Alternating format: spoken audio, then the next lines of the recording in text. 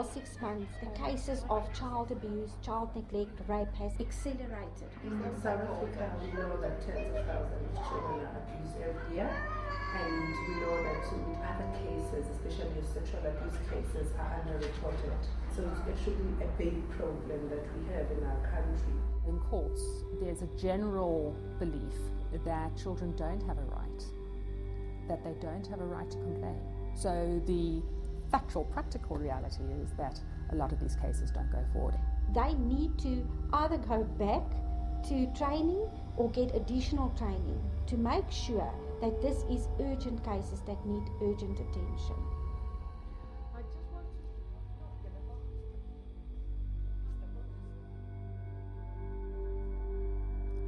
It's the week when the so-called Springs House of Horror story unfolds in the media. A father of 3 is accused of keeping his family captive and abusing them over many years. Over the same period, Special Assignment gets to know about another horror story involving these 5 children, all under 6 and all related cousins who lived in the same house. Molested, raped, kept from proper medical care, neglected. Yet this case has received almost no media attention. These are all members of the affected children's extended families. We can't identify them in accordance with the Child Act. Their mission, to keep the police investigation going and to keep the case in court.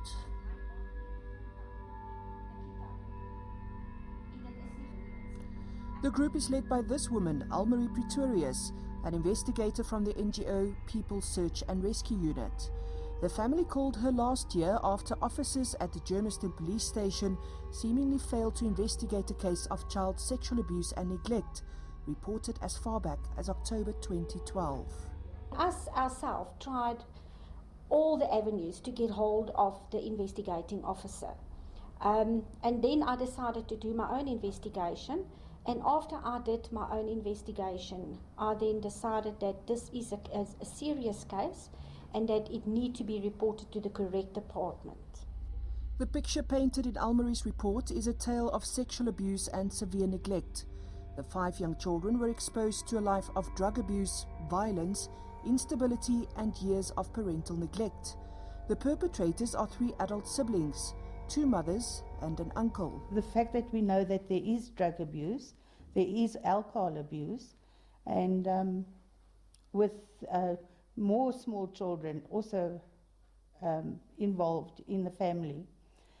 So I could see something wasn't very right with the children. You get concerned because, it is your grandchildren. This is the paternal grandmother of 2 of the girls. She says there were signs of neglect from the start. Every time I see the children, they look more neglected. They come to visit us. They don't wear panties. Their clothes are dirty. Their clothes are burnt. So I could see something wasn't very right with the children. Towards the end of 2012, after several similar calls over the years, the girls' mother called their paternal grandmother to fetch them because she no longer wanted to take care of them. Hilda says the girls now lived with their father when she received a disturbing call. The children have been acting strange. They've been under blankets. They take off each other's pants. They lie on top of each other in the bed. And she moaned at them and she spoke to them. And then it came out that they were abused. They were sexually abused and she spoke to them and they told her that the uncle, the brother of the mother, had sexually abused them. The girls displayed all the signs of children who had been sexually abused. I was devastated. I didn't know where to go to. I didn't know what to do. It's the first time in my life something has happened to me or in our family that something has happened like that. They want to play like children, but they can't. As soon as they got the doll, they pull the legs open, the pants is out, or the clothes is out of the doll. When we ask them why they do it, then they say, he told us we must do that. That's what he told us to do. The following day, the girl's father took them back to Elsburg, where an appointment was made with a medical doctor to examine them. I took them to the doctor for a medical examination. That was a disaster. They just blankly refused. They didn't want any man near them. They had the appointment with the psychiatrist or the psychologist that same day, and that is when we realized that there was really sexual abuse. Marissa Jordan is one of the psychologists based at the Kids Clinic in Boksburg, where cases of suspected child abuse are often referred to, either by the Social Welfare Department or police. With younger children, I prefer free play, where I would give them certain material to work with.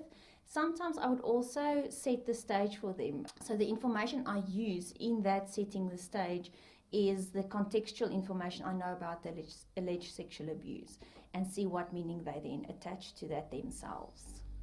Police referred the family to the Kids Clinic, and a psychologist here came to the same conclusion as the previous psychologist, that the girls were very likely sexually abused and at the hands of their uncle.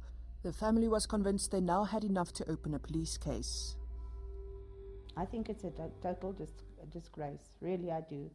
We tried to open the case on the 20th of December 2012 with Germiston Welfare and SABC. The captain told us he'll keep in contact with us. We heard nothing. We got a reference number and that's it.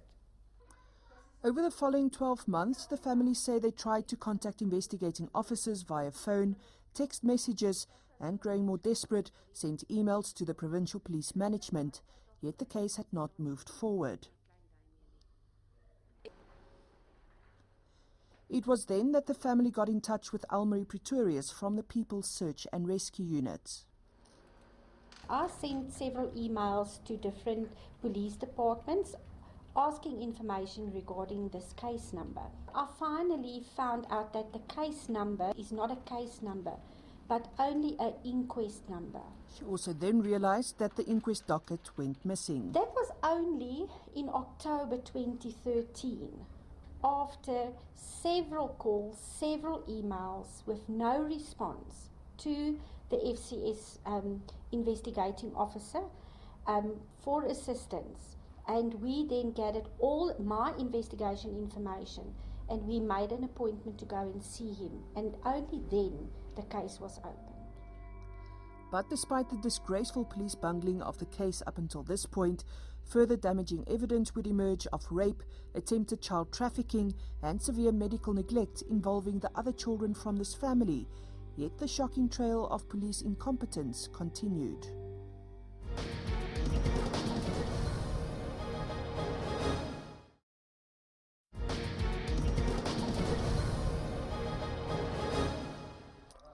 After a year-long struggle, the extended family managed to get the two sisters placed in the care of their biological father and got a formal police case opened into the alleged sexual abuse. Almarie says they now set their focus on the sisters' two boy cousins who were still living in the same house with the same suspected perpetrators. The grandmother told me that her daughter got two potential foster parents that would take care of the boys, and that the boys has been staying with them for plus minus 2 weeks now. And I said that is unacceptable. It's against the law. It is if you are selling your own children. The people that's potential foster parents must go through the correct channels. The youngest boy's father and stepmother were shocked to hear that their son was given to illegal foster parents. They say it had been difficult to keep track of his whereabouts. We could never drop him off at the same place where we picked him up. Many times that we phoned, she'd give us a place where we can go drop him off. And when we would go drop him off, it would be at a pub where a lot of drunk people were hanging out. She was never there to fetch him. She always asked us to leave him with other people we did not know. Frantic arrangements were now made to get the boy moved to his father's care. But on the day the meeting was set up for the new arrangements, it was discovered that the boy was injured after being bitten by a dog. In this sworn affidavit, an acquaintance would later reveal the shocking neglect of the mother in the hours after the boy's injury, her failure to seek urgent medical attention and to treat his wounds afterwards. So same day we fetched him. He smelled terribly. We took him home immediately, gave him a nice bath. When we opened the wound, we actually realized that most of the meat was rotted. It looked terrible. We immediately rushed to the hospital. The boy was immediately taken to theatre. Doctors feared he might lose his eye. The boy's family asked doctors who would operate on him to also examine him for signs of sexual abuse. We found out that his two cousins were molested by the uncle, and we know that he was in the uncle's care most of the time as well. So we did ask the doctor if she can examine that for us. Doctors found that the boy had been raped.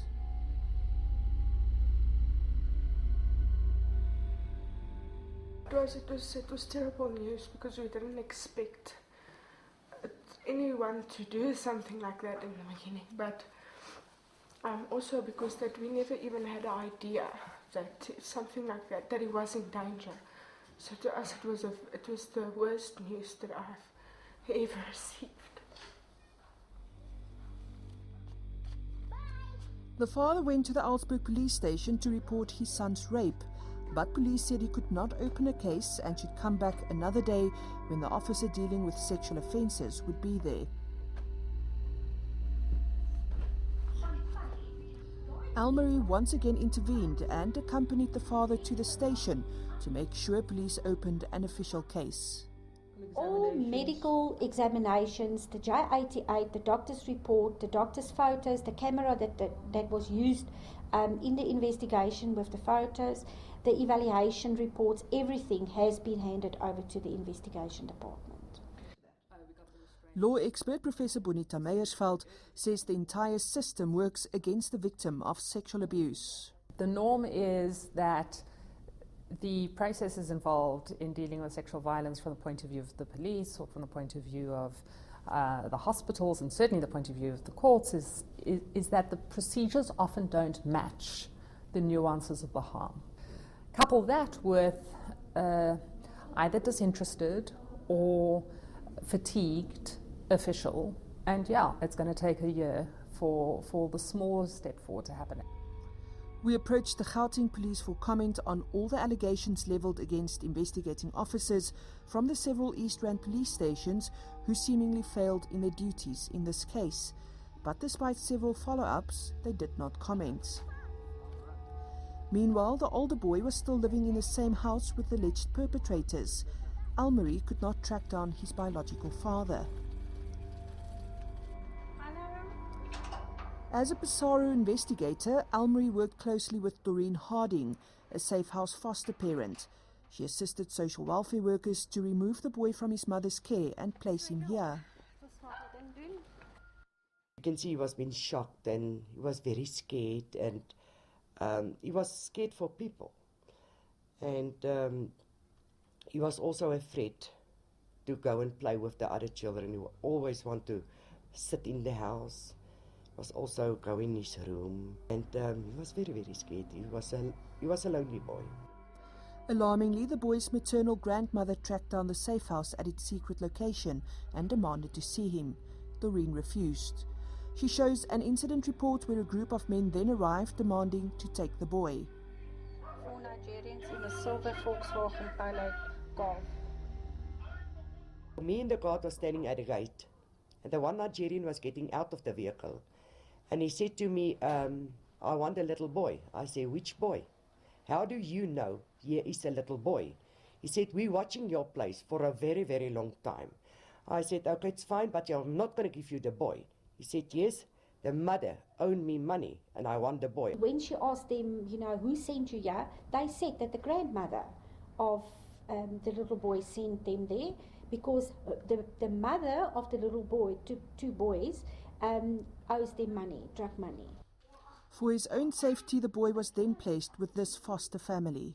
He met Javandre through Elmarie from People Search and Rescue. We visited him at Safe House, and my husband and I and our family discussed it, and we then decided that we would go the fostering route because he's a little boy that needed care and love, and the background that he came out of, I think he deserved it.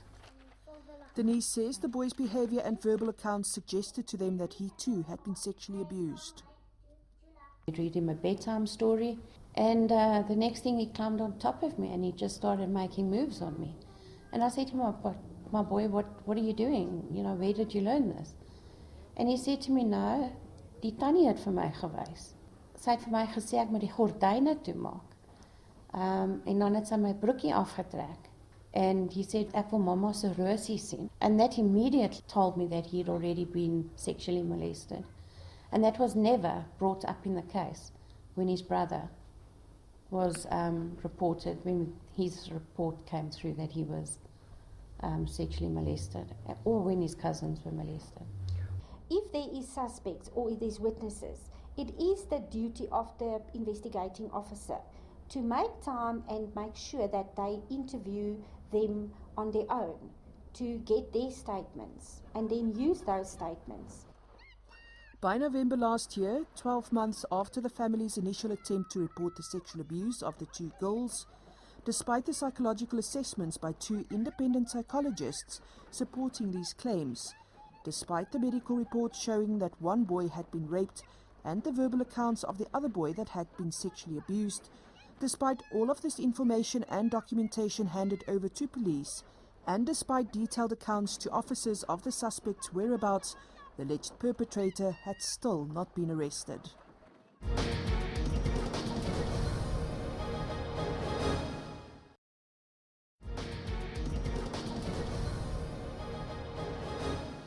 In mid-November last year, after police dragged their feet for 2 years, only one of the two mothers were arrested for child neglect, but all charges were later dropped. It would take another 3 months to apprehend the children's uncle, who is suspected of sexually abusing or raping all of his sister's children. We've got a case here where 5 children are involved. Originally, when the case was taken to the police in 2012, my colleague told them there were 3 other children involved. And had they had done what they had done in 2012, 3 other children's lives wouldn't have been destroyed. We approached the National Prosecuting Authority for comment. In a written statement, they say that there was insufficient evidence of child neglect involving the girl's mother, that it could not have been proven that the boy's mother intentionally acted to harm them, and that comment around the uncle is reserved while the case is still before court. It's not like they're taking the case very seriously. My own opinion is that none of them actually have done their jobs by going through the investigation properly. The prosecutor cannot prosecute a case. It's impossible to prosecute a case without it being fully investigated. Cases really do fall away because of that type of minutiae and the failure of various government departments to act on an intersectional basis. For now, all the charges of child neglect against the girls and the boys' mothers have been dropped. The girls' molestation case will hinge on their testimony. No sexual abuse case has been brought forward for the older boy, and the medical rape report of the younger boy, done by his private doctor, might be inadmissible in court. We've got the report of the doctor that confirmed that he was penetrated. We've got the psychologist that says in the statement, he said that he mentioned the uncle's name to him and he was the person who hurt him. There was photos taken to show the people what happened, but none of it has been put in consideration. At this stage, I'm very worried about all the cases. If you conduct your investigation thoroughly and you decide that there's a lot of grounds and this is a secure case, and you hand everything over, and then they just come and say, sorry, the case been withdrawn because of that one child is too young to testify. After assessment has been done. The issue of very young children's testimony in court remains a contentious one. partly because of the challenges facing our court system, but also because these testimonies on their own and in the absence of medical evidence seldom carry much weight. The other reason that a lot of these cases do not progress is because the nature of the evidence that one needs is very, very difficult. So most of the time in sexual violence cases, it's a case of he said, she said. Right? Very seldom are there witnesses. And when you get the he said, she said, the prosecutor, the investigating officer, they're all going to be looking for something very legalistic, very procedural, something that will get them the win that they need to take this to court. There's children who have never disclosed to anyone, and just 3% of them would actually disclose to any professional, according to specific research, which underlines our challenges actually dealing with them. Courts seldom require forensic assessments by highly qualified child psychologists. Some believe because these are done in the safe environment of a psychologist's room, it could be more accurate than a child's testimony under cross-examination in an unfamiliar court setup.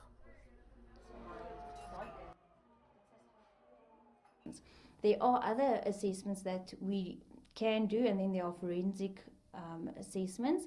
Those focus on evidence. We normally do not give those reports to the courts, as we know from years of just dealing with them and having discussions with our stakeholders that they do not require that of us.